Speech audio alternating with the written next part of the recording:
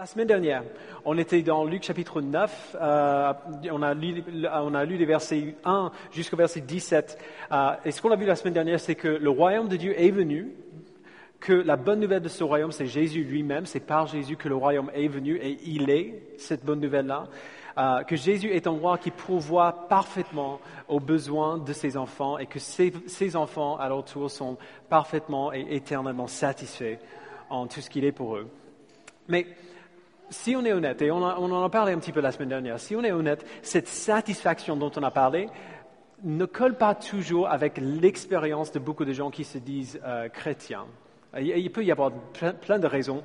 Par exemple, soit on pense à notre vie chrétienne, à ce que la Bible nous appelle à faire, et on pense à tout ce qu'on va perdre si on fait ça, tout ce qui va changer dans notre vie, qu'on n'a pas envie d'être changé dans notre vie.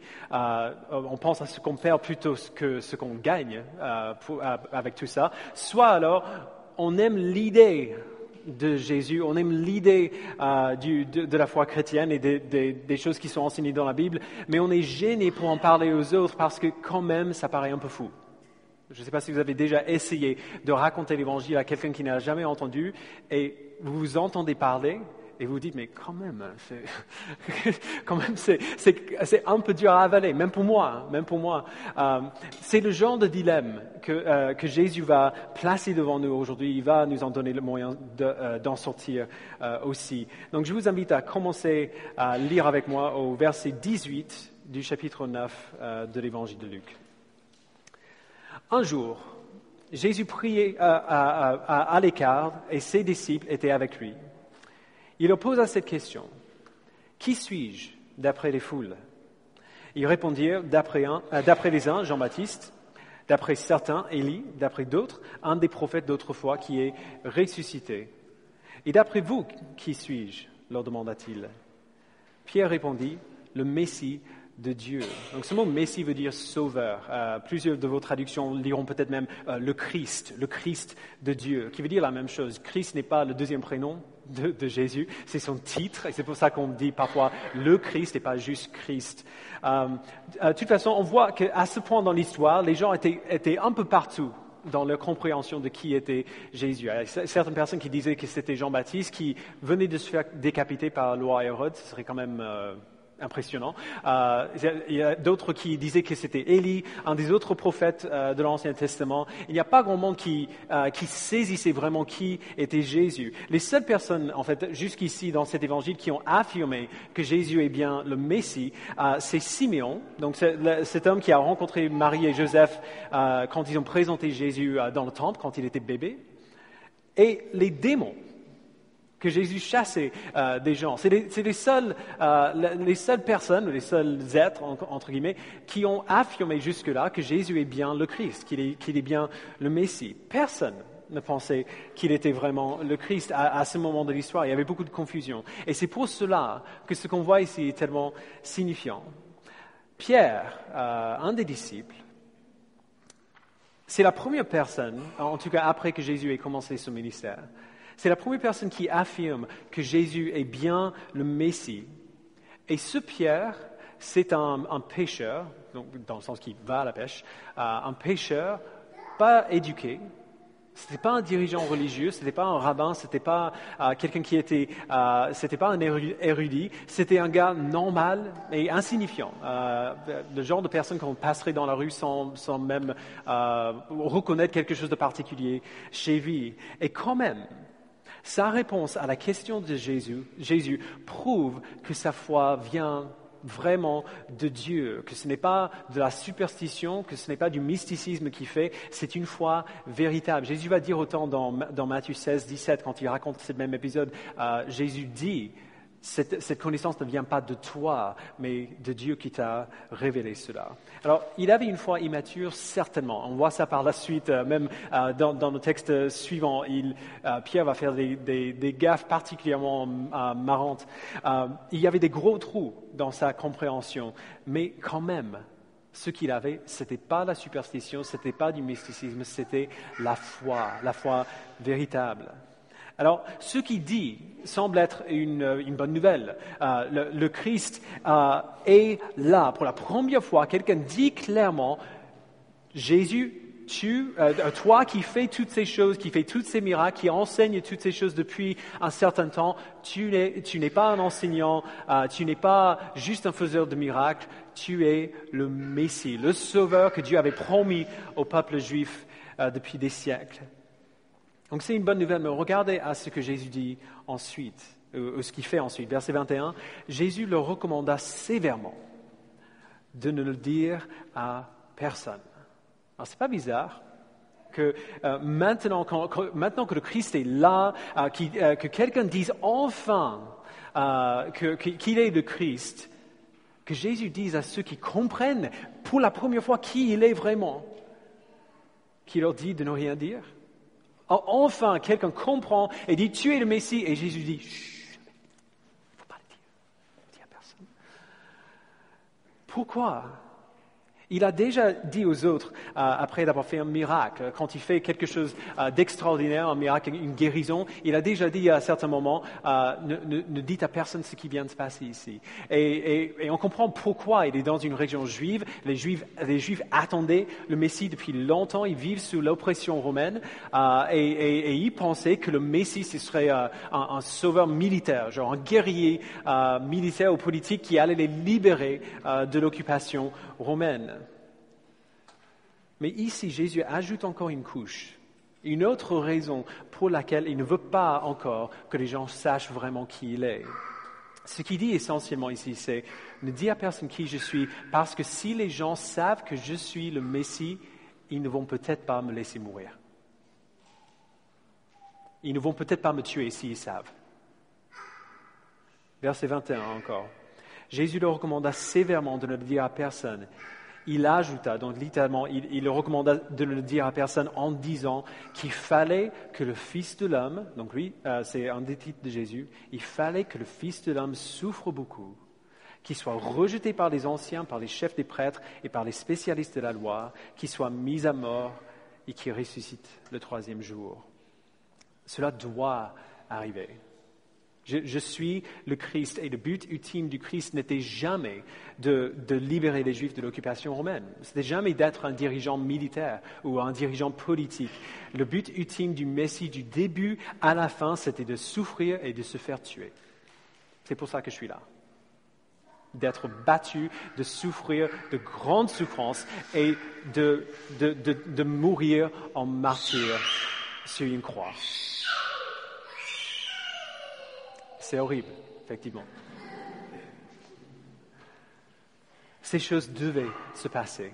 C'était toujours prévu que ces choses se passent du début, même avant d'avoir créé le monde, Paul dit dans Ephésiens 1, que Dieu avait prévu la venue, la vie et la mort de Jésus. Le Messie est venu pour mourir, mais ce n'est pas tout. Il doit faire toutes ces choses. Il doit venir, vivre, souffrir et mourir afin de ressusciter par la suite. Il faut que le Fils de l'homme souffre beaucoup, qu'il soit rejeté, qu'il soit mis à mort et qu'il ressuscite le troisième jour.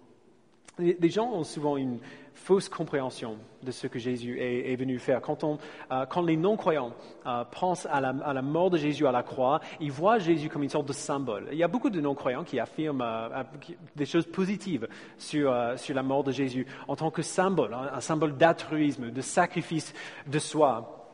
Ou alors si ce sont des chrétiens qui pensent, quand ils pensent à ce que Jésus a fait pour eux, souvent ils pensent à sa mort surtout et avant tout sa mort, comme si c'était sa mort qui était vraiment plus importante et qu'il est ressuscité en gros parce que c'est dommage de voir le héros mourir à la fin. Ce serait un peu dommage de terminer comme ça sur la mort du Messie. Et ils pensent comme ça. Les gens pensent comme ça parce qu'ils ont été formés à penser comme ça.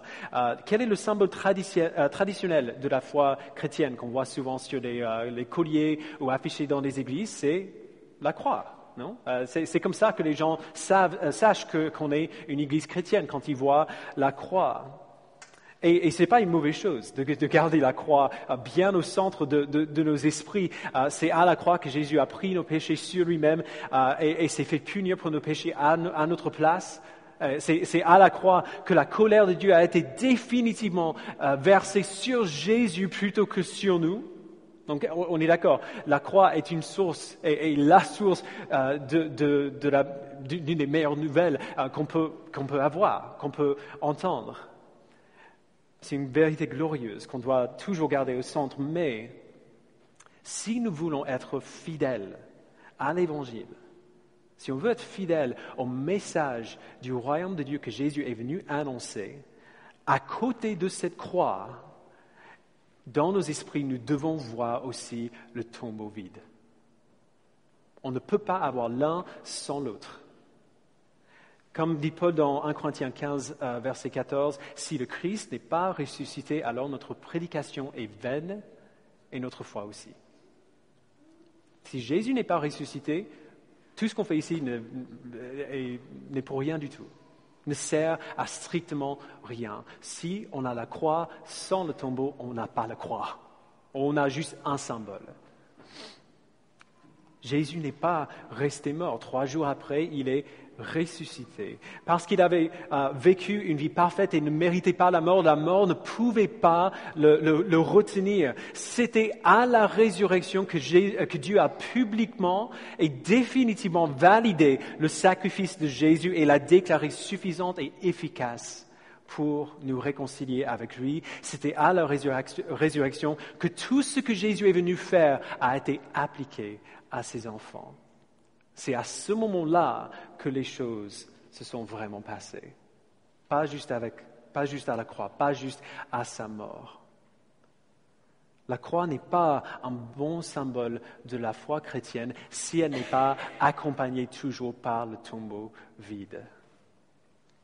Le Fils de l'homme doit souffrir beaucoup, doit être rejeté par les anciens, par les chefs des prêtres et les spécialistes de la loi, doit être mis à mort et doit ressusciter le 3e jour. Et encore plus, si cet homme Jésus, le Messie qui a vécu, qui est mort, qui est ressuscité, si ce Jésus-là va être notre sauveur, alors nous devrons être ses disciples aussi.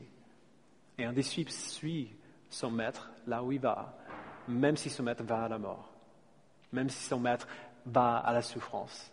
Nous devons, si nous voulons qu'il soit notre sauveur et notre Messie, nous devons le suivre là où il va. Et c'est ce qu'on voit par la suite, verset 23. Puis il dit à tous, « Si quelqu'un veut être mon disciple, qu'il renonce à lui-même, qu'il se charge de sa croix et qu'il me suive. » Cette image de se charger de sa croix, on a vu ça aussi sur les images, sur les tableaux. Ceux qui allaient vers la crucifixion étaient obligés par les Romains de mettre leur croix sur leur dos et de les ramener eux-mêmes, de les porter jusqu'au lieu de la crucifixion. C'est comme un homme condamné qui doit pousser sa guillotine jusqu'à la place publique avant de laisser la guillotine lui couper la tête. C'est une obligation cruelle et c'est ce que Jésus a fait. On voit à la fin de l'Évangile. Et Jésus dit que si nous allons le suivre, nous devons faire la même chose. Mais ça veut dire quoi exactement? Évidemment, je crois, il n'y a personne ici qui a été condamné pour une mort sur une croix. Il n'y a personne ici qui sera crucifié, en tout cas peut-être pas tout de suite, en tout cas pas aujourd'hui. Si on doit se charger chaque jour de notre croix, ça veut dire quoi précisément? Eh bien, Jésus nous donne un premier indice quand il dit « Si quelqu'un veut être mon disciple, qu'il renonce à lui-même. » Qu'il accepte de perdre ce dont il pense avoir besoin, même si c'est sa vie, même si ça va jusque-là. Qu'il accepte la possibilité que tout ce qu'il a bâti pour lui-même, sa carrière, sa famille, ses amis, ses passions, lui sera enlevé. Pensez aux disciples, par exemple. Au verset 27, tout en bas, Jésus leur dit, « Je vous le dis en vérité, quelques-uns de ceux qui sont ici ne mourront pas avant d'avoir vu le royaume de Dieu. » Autrement dit, à la résurrection de Jésus, le royaume de Dieu sur cette terre sera inauguré. C'est à ce moment-là que Dieu va prendre ce que Jésus a fait et accompli et fini et qu'il va l'appliquer au monde, qu'il va l'appliquer à ses enfants. Le royaume de Dieu sera inauguré à sa résurrection. Et plusieurs d'entre vous ici, tous sauf Judas, en fait, seront là pour le voir. Vous allez voir le royaume de Dieu venir. Mais après que ce royaume soit inauguré, vous devrez peut-être mourir aussi. Et en fait, à une exception près, selon la tradition, c'est exactement ça qui s'est passé. Tous les apôtres ont été brutalement martyrisés, crucifiés à l'envers, selon ce qu'on dit sur Pierre, écorchés vifs, traînés dans les rues, décapités. La seule exception à la liste des apôtres, c'était Jean, qui est mort un vieil homme, mais qui a quand même été placé dans un chaudron d'huile bouillante avant sa mort. Je ne sais pas ce qui est pire, pour être honnête. Sans exception, chaque apôtre a dû atteindre un point où ils étaient prêts à perdre leur vie, où ils étaient prêts à le faire, à aller jusqu'au bout. Et c'est ça que veut dire prendre sa croix et suivre Jésus. Alors si on est honnête, comme je dis, la plupart d'entre nous n'auront probablement pas à aller jusque-là. On n'aura pas besoin de donner nos vies littéralement pour Jésus-Christ. On ne sera pas mort en martyr, en tout cas d'après ce qu'on sait aujourd'hui. Mais même avant de mourir en martyr, les disciples vivaient déjà comme ça. On voit ça dans le livre des Actes. Quand on voit tout ce qu'ils risquaient pour faire ce qu'ils faisaient, ils vivaient déjà comme ça. Ils n'étaient pas obligés de suivre Jésus. Ils n'étaient pas obligés d'être avec cet homme qui leur prévient. Je vais souffrir, je vais mourir et vous allez me suivre là où je vais. Ils n'étaient pas obligés de le faire. Ils auraient pu s'installer tranquillement et bâtir leur vie, bâtir des vies confortables pour eux-mêmes ailleurs. Ils auraient pu retourner à leur boulot. Un boulot simple, mais des vies simples et vivre tranquillement leur vie jusqu'à la fin. S'ils avaient vécu aujourd'hui, par exemple, plutôt qu'il y a 2000 ans, ils auraient pu s'investir dans une carrière, acheter une maison, se marier, avoir des enfants, déménager en banlieue où ça coûte moins cher, où les enfants ont un petit jardin pour jeter un ballon. Ils auraient pu simplement continuer leur vie comme tout le monde fait.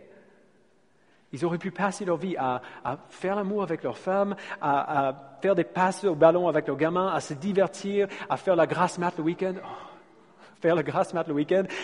et voir leurs enfants avoir des enfants avant de prendre leur retraite à la campagne et planter des tomates dans leur jardin. Ils auraient pu faire tout ça, mais ils n'ont pas fait ça.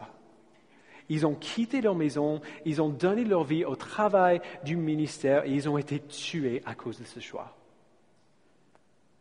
Ils ont été tués à cause de ce choix. Ils n'ont jamais cherché la mort, mais ils étaient prêts à l'affronter à chaque instant. La question encore, c'est pourquoi ?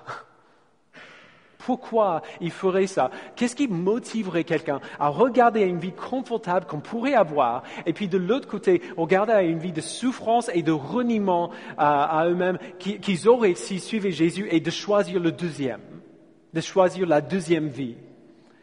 Bien, Jésus nous dit pourquoi. Et c'est juste merveilleux. Et c'est là où on fait le lien entre ce qu'on a vu la semaine dernière. Il est merveilleux. Quand nous donnons la raison pour laquelle nous devons renoncer à nous-mêmes, il fait appel à notre désir pour le bonheur, pour la satisfaction. Verset 23. Puis il dit à tous, si quelqu'un veut être mon disciple, qui renonce à lui-même, qui se charge de sa croix et qui me suive. Car celui qui voudrait sauver sa vie la perdra.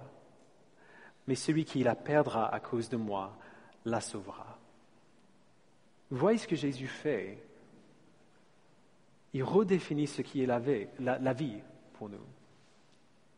Il donne une nouvelle définition à la vie. Nous avons tous une idée assez claire de ce à quoi ressemble la belle vie, entre guillemets, la vie dont j'ai envie. Et c'est différent pour nous tous. Si moi j'y pense instinctivement, la belle vie, c'est la maison que moi et Lohan avaient en Normandie, la maison qu'on a quittée pour venir ici implanter cette église. On avait acheté notre première maison en Normandie. On aimait beaucoup cette maison. Elle était grande, mais pas trop grande. On l'a rénovée totalement, du haut jusqu'en bas, exactement comme nous la voulions. Il y avait un beau jardin au fond, entouré d'un mur en pierre.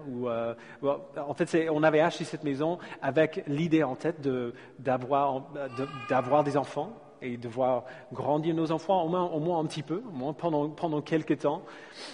Notre vie dans cette maison, en tout cas dans ma tête, si j'y pense de manière instinctive, c'est ça la belle vie pour moi.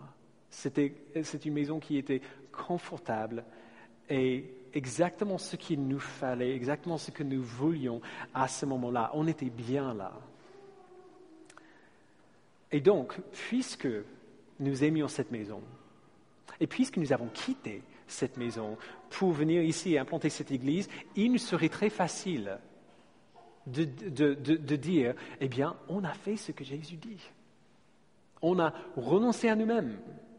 On s'est chargé de notre croix. On a suivi Jésus. On a perdu nos vies, ou au moins une partie de nos vies qui n'était pas négligeable pour nous. On a fait ce que Jésus a dit de faire ici. On a renoncé à nous-mêmes. Et c'est ainsi que les gens lisent souvent ce texte. Mais ce que Jésus dit ici est beaucoup plus grand que ça. Beaucoup plus fondamental que cela. Parce qu'il ne dit pas de se charger de sa croix, il ne dit pas que se charger de sa croix veut dire lâcher prise sur ce que nous voulons, ce que nous aimons, ce qui nous rend à l'aise. Il nous dit, se charger de sa croix veut dire perdre sa vie. Perdre sa vie. Alors, la vie, pas les choses que j'ai dans ma vie, mais moi-même. Ma propre vie. Alors, je vais vous donner une meilleure image du coup. Je m'appelle Jason.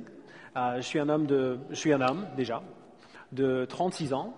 J'ai grandi aux États-Unis et je vis en France depuis un tiers de ma vie maintenant, depuis 14 ans. J'ai une femme que j'aime beaucoup. J'ai un fils qui a 6 ans et une fille qui est en route encore. Je suis pasteur, j'aime la lecture, la musique, le cinéma. C'est qui je suis, entre guillemets. Si je vais résumer brièvement, c'est ça que je suis. Mais quand je suis devenu chrétien, tout cela a changé. Alors, pas de manière superficielle, je suis toujours un homme, j'ai toujours une femme et 2 enfants, j'aime toujours la lecture, le cinéma, la musique et ainsi de suite.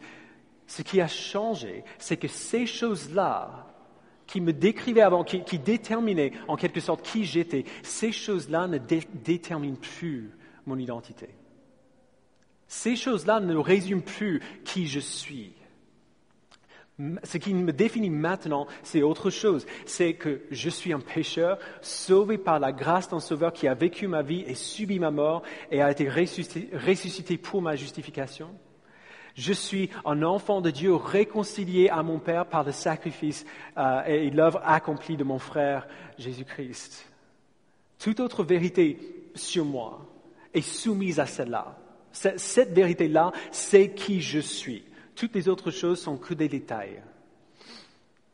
Quand j'ai rencontré Christ, j'ai perdu ma vie. La personne que j'étais n'existe plus. Il y a quelqu'un qui lui ressemble peut-être un petit peu dans quelques particularités, mais la personne que j'étais n'existe plus. La vie chrétienne n'est pas juste une perte, pour le dire autrement. La vie chrétienne n'est pas seulement une perte. Avant, je vivais la vie que je voulais. Maintenant, je vis la vie pour laquelle j'ai été créé. Vous voyez comment c'est différent? J'ai perdu certaines choses dans ma vie, absolument.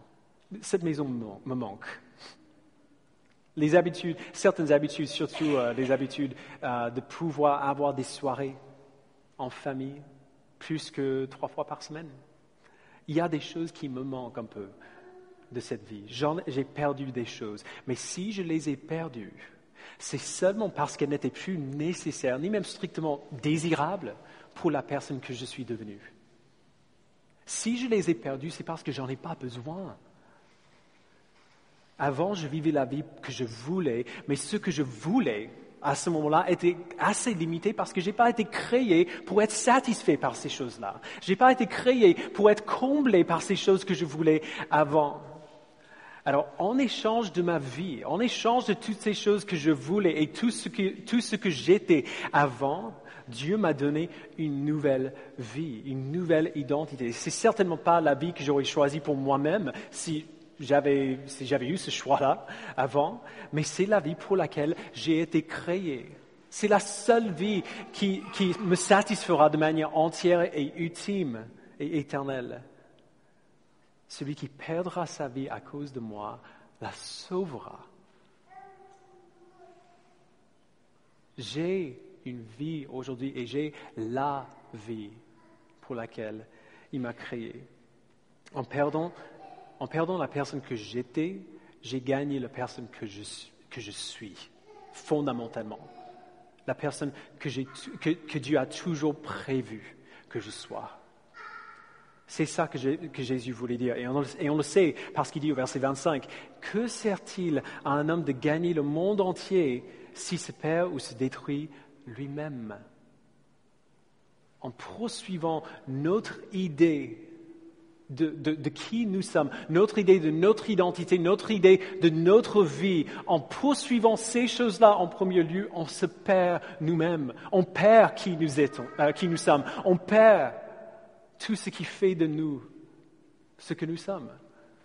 Parce qu'on ignore vraiment qui nous sommes si on le fait. J'aurais pu vivre le reste de ma vie dans cette maison en Normandie en étant la personne que j'étais et probablement en étant heureux. C'est pas le fait de ne pas avoir Jésus qui fait que je n'étais pas heureux avant. Mais j'aurais été heureux seulement parce que j'ignorais qu'il y a autre chose qui est encore meilleur que ça. J'aurais été heureux dans cette vie sans Jésus seulement parce que j'ignorais tout ce que je perdais en n'allant pas vers lui, tout ce que je n'avais pas en résistant à mon Sauveur. Perdre la personne que j'étais et gagner la personne que je suis à cause de lui est infiniment meilleur. Infiniment meilleur, même si depuis l'extérieur, d'un point de vue du monde, on ne dirait pas du tout. Et ce qu'on voit ensuite, c'est que ce changement fondamental, perdre qui nous étions pour vivre la vie pour laquelle on était créé, ce changement fondamental va produire en nous un changement radical. Un changement radical en particulier de nos priorités. Il ne s'agit pas simplement d'aimer le nouveau moi en Christ. J'étais comme ça avant, maintenant je suis comme ça et j'aime qui je suis maintenant grâce à Jésus. Si j'ai trouvé ma vie en Christ, si je suis vraiment satisfait en Christ, cette nouvelle identité et cette nouvelle satisfaction, ce nouveau désir qu'il nous donne pour autre chose dans notre vie va avoir des implications profondes dans des domaines très pratiques de ma vie. Et l'exemple que Jésus donne ici, dans notre texte, est sérieusement pertinent. Regardez avec moi verset 26. « En effet, celui qui aura honte de moi et de mes paroles, le Fils de l'homme aura honte de lui, quand il viendra dans sa gloire et dans celle du Père et de ses saints anges. » Il serait difficile de trouver des mots plus applicables à notre vie actuelle à Paris. Il serait difficile de trouver, on dit souvent parfois que la Bible n'est pas super pertinente pour la vie aujourd'hui parce qu'elle a été écrite il y a des milliers d'années de cela et maintenant on vit dans le 21e siècle où on sait mieux. On aurait du mal à trouver quelque chose qui s'applique au mieux à notre vie aujourd'hui. Soyons honnêtes, la plus grande épreuve que la plupart des chrétiens à Paris vont rencontrer à cause de leur foi n'est pas la mort en martyr, n'est pas la persécution physique, c'est la honte. Si on est honnête, la plus grande version de la persécution que nous vivons dans notre ville aujourd'hui, c'est la honte. Ils auront honte de dire à haute voix ce qu'ils croient. On aura honte des choix qu'on fait que les autres ne comprennent pas. Mais pourquoi tu décides de te lever, de ne pas faire la grasse mat le jour où on perd 1 heure de sommeil? Même un truc tout bête comme ça. Pourquoi est-ce qu'on ferait l'effort? On aura honte des comportements auxquels on choisit de renoncer, les choses que les autres autour de nous font et on dit non merci. On aura honte de la manière dont nos familles et nos collègues et nos amis nous regardent maintenant que nous avons avalé la stupidité de la foi. Jésus nous rappelle ici que toute cette honte est horriblement mal placée. Est horriblement mal placée. Le chrétien, c'est la personne du monde entier qui n'a véritablement plus de honte. Parce que Jésus a pris cette honte sur lui-même à la croix et a subi la conséquence de cette honte. Mais bien plus encore, Bien plus que le simple fait que Jésus a pris notre honte sur lui à la croix. C'est parce que le chrétien a reçu quelque chose en échange de cette honte qu'il a donnée à Jésus qui est bon. Le chrétien, c'est la personne du monde entier qui n'a plus à avoir honte parce qu'il a posé sa honte sur Jésus et ce qu'il a reçu en échange, c'est bon. C'est tout bête, mais ce n'est pas honteux de recevoir quelque chose comme ça. Et la personne qui comprend vraiment ce que Jésus a fait pour lui, pourquoi le Fils de l'homme est venu souffrir et mourir et ressusciter, la personne qui comprend ça et qui l'accepte, sait que sa honte est partie, sait qu'il a reçu l'approbation de son Père, de son Créateur en échange et vit sans honte. Parce que si je peux être franc, c'est stupide d'avoir honte d'une bonne chose. C'est stupide d'avoir honte de quelque chose de bon, de quelque chose qui n'est pas honteux. Le chrétien qui a la foi en Christ va rejeter cette petite voix qui dit « Vas-y, fais-toi une petite vie confortable ». Surtout dans un contexte comme le nôtre, où on est entouré des gens qui ne cherchent que ça. Qu'est-ce que les gens vont penser si tu choisis de vivre dans un petit appartement à Paris pour rester près de l'église plutôt que d'aller en banlieue pour trouver quelque chose de plus confortable? Je ne dis pas que ceux qui vivent en banlieue pêchent à cause de ça, mais certains d'entre nous, si on est honnête, pourraient rester. Là où il y a des gens, qui ont besoin de l'Évangile, on pourrait rester et on choisit de ne pas le faire parce que c'est un peu plus cher, c'est un peu moins grand et c'est nettement moins confortable. Qu'est-ce que les gens vont penser de toi si tu choisis de ne pas poursuivre une relation amoureuse avec un non-croyant quand clairement ça vous irait super bien à tous les deux? Qu'est-ce que les gens vont penser de toi si tu fais des choix qui sont peut-être éthiques, mais qui vont faire du mal à ta carrière? Le chrétien va rejeter cette petite voix parce qu'il sait que si on aurait du mal, si on dirait du mal de toutes ces choses, si quelqu'un d'autre regarderait à la manière dont nous vivons notre vie et nous dirait du mal de nous à cause de tout ça, c'est parce qu'il ne comprend pas ce qu'on a reçu de notre Sauveur. Il ne comprend pas qui est Jésus. Il ne comprend pas ce qu'il a fait pour nous et ce que nous lui avons donné, ce qu'il nous a donné en échange. La seule raison pour laquelle on dirait ces choses-là, c'est parce qu'on ne comprend pas tout ça. Il n'y a plus de honte pour nous, parce que Jésus l'a tout pris. Et cette réalité sera tellement prééminente dans nos esprits qu'elle va réorganiser toutes nos priorités. Toutes les choses que nous trouvons importantes aujourd'hui vont changer. Nous serons prêts à accepter certains sacrifices pour lui, à rejeter certains comportements que notre société célèbre, parce que nous savons que le seul endroit où je n'ai vraiment aucune honte à avoir, c'est en lui. C'est facile comme échange. C'est facile comme choix. Alors du coup, résumons un peu. La première chose que ce texte nous appelle à faire, c'est de nous débarrasser de notre honte. C'est une affaire sérieuse. Jésus dit que celui qui aura honte de moi et de mes paroles, le Fils de l'homme aura honte de lui quand il reviendra. La manière dont nous portons l'Évangile, si nous sommes réjouis de l'Évangile ou embarrassés de lui appartenir, d'appartenir à Jésus, la manière dont nous portons l'Évangile en dit loin sur notre foi. Imaginez que c'est que de recevoir un cadeau extravagant et très cher. Il y a quelqu'un l'année dernière, une amie aux États-Unis qui voulait faire un cadeau à notre famille, qui nous a offert des passes Infinity à Disneyland pour tous les trois. C'est cher. Jamais de la vie on aurait pu faire un truc comme ça. Elle voulait juste nous faire un petit cadeau comme ça. Et donc on aurait pu à ce moment-là avoir deux réactions. On aurait pu être un peu embarrassé du fait de recevoir ça parce qu'on n'aurait pas pu nous l'offrir nous-mêmes. On aurait pu ne pas avoir envie de le dire aux autres, de peur que les gens comprennent mal pourquoi on les est, ou alors que les gens nous regarde d'une manière, avec un œil, pas critique nécessairement, mais un peu méprisant, parce qu'on avait besoin que quelqu'un nous fasse de la charité comme ça. Parce qu'on manquait tellement les pauvres Procopio.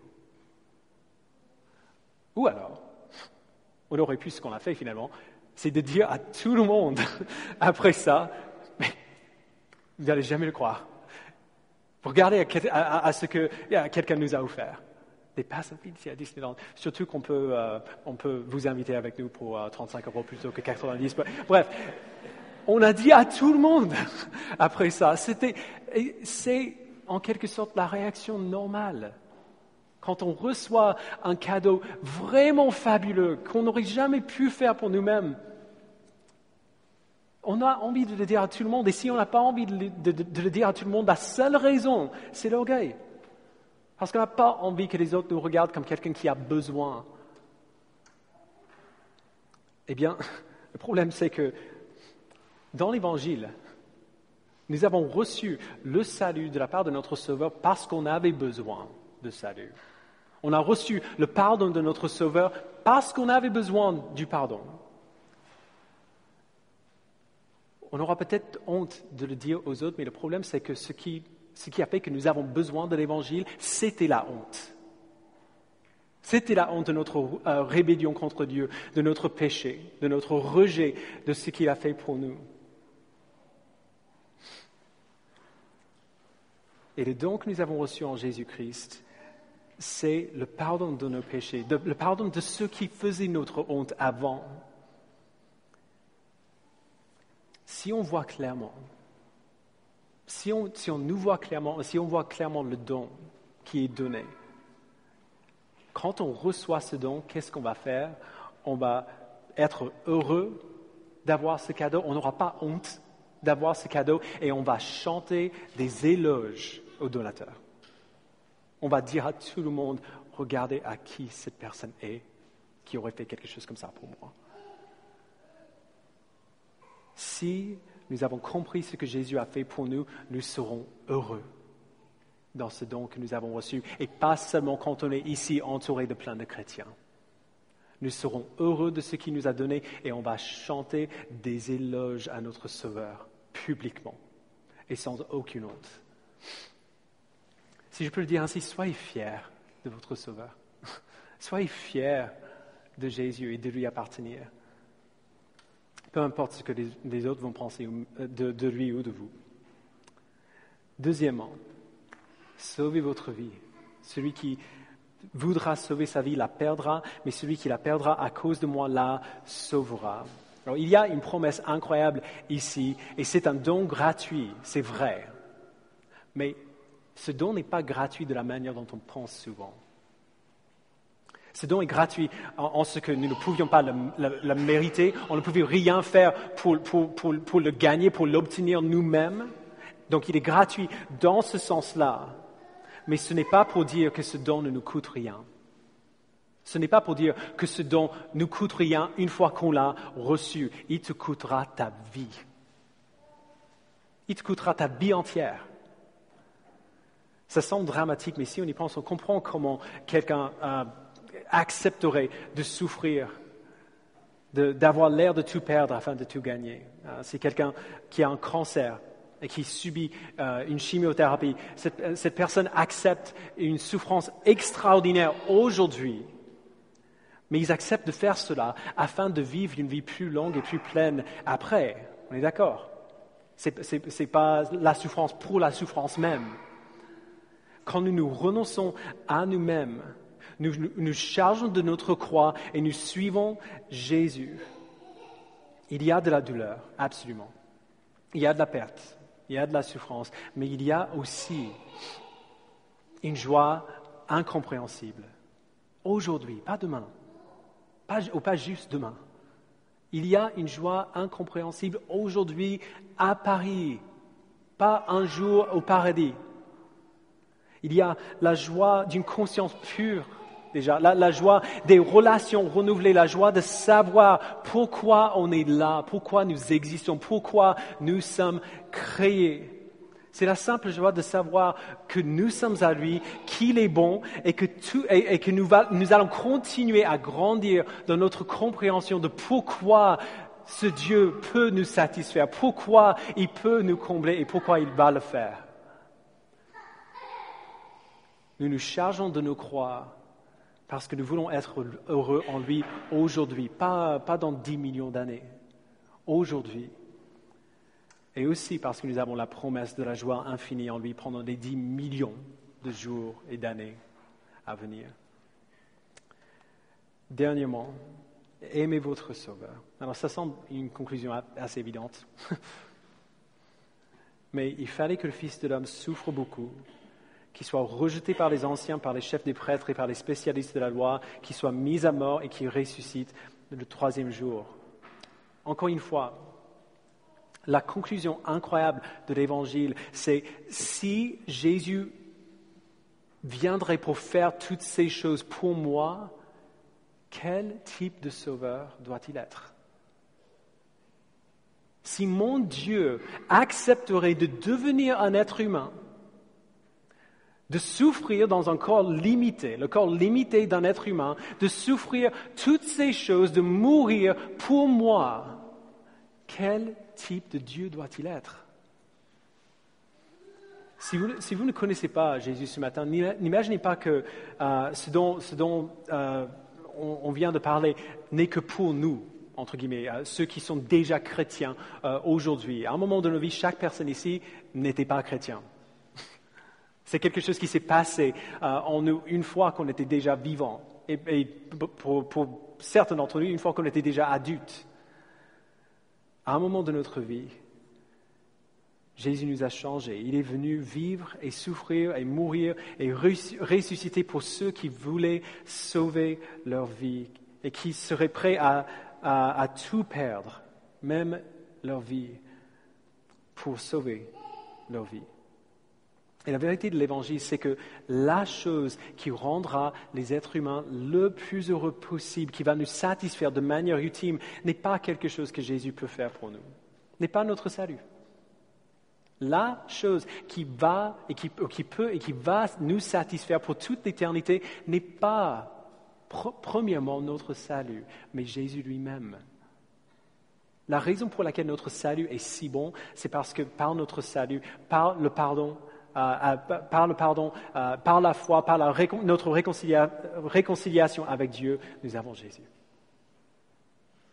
Nous avons Dieu. C'est lui que nous avons. Pas juste le pardon de nos péchés, pas juste le fait de ne plus avoir honte, pas juste le fait de pouvoir vivre éternellement dans la joie. Notre joie, c'est lui. Alors, si vous voulez sauver votre vie ce matin, regardez à votre Sauveur. Faites comme Pierre. Regarde à Jésus et comme Pierre confesse qu'il est le Messie de Dieu, qu'il est le Sauveur, il est le Christ, il est le seul Sauveur que nous avons et il est le Sauveur parfait, le seul dont on ne pourrait jamais avoir besoin. Tournez-vous vers lui avec foi et découvrez peut-être pour la première fois et peut-être de manière surprenante que la vie comblée et satisfaite que nous voulons tous, la vie comblée et satisfaite que vous cherchez, se résume en le simple fait de connaître Jésus. Si on connaît Jésus, on a déjà cette vie. C'est pour cela qu'on a été créés et c'est ce que nous voulons tous, que nous le sachions ou non. Alors, laissez votre orgueil, laissez votre honte sauver votre vie. Comme notre Sauveur, renonçons-nous à nous-mêmes. Comme notre Sauveur, allons où il va dans ses souffrances, afin de le suivre aussi dans sa gloire. En gros, c'est tout ce qu'on demanderait de la part de Dieu si on savait tout ce qu'il fallait savoir. Si nous savions tout ce qu'il fallait savoir sur la vie, sur ce monde, c'est exactement ça qu'on demanderait que Dieu fasse pour nous. Alors suivons la voie qu'il a ouverte. Même si ça nous coûte la vie, on gagne tout en retour. Je vous invite à prier avec moi.